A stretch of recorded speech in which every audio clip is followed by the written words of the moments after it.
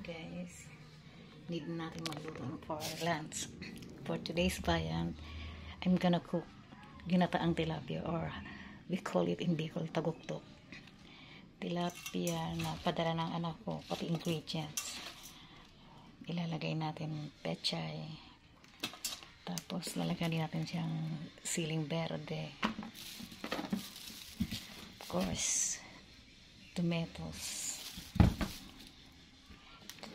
kalamansi, tapos sibuyas at luya. Naka-frozen pa yung tilapia, kaya medyo ibinaban natin siya para lumambot. Yung tilapia pala, I cut it into two. Tatlo siya, so naging anin. Yung tatlong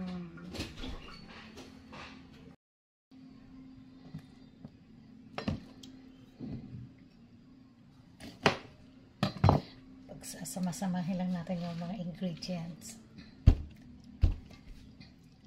And then, gawin na siyang isa lang.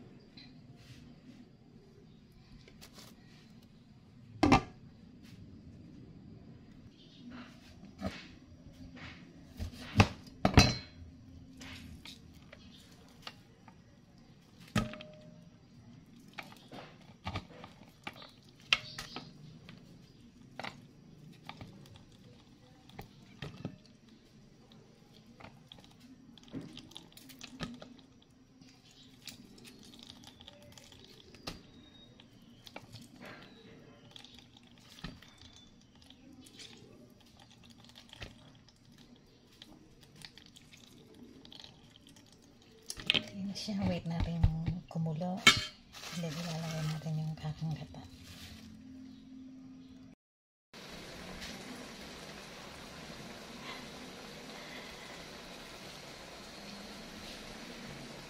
Looks yummy.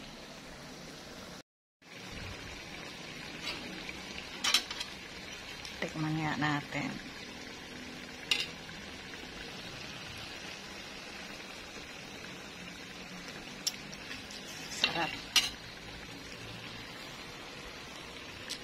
Let's pour in the extracted calamansi juice.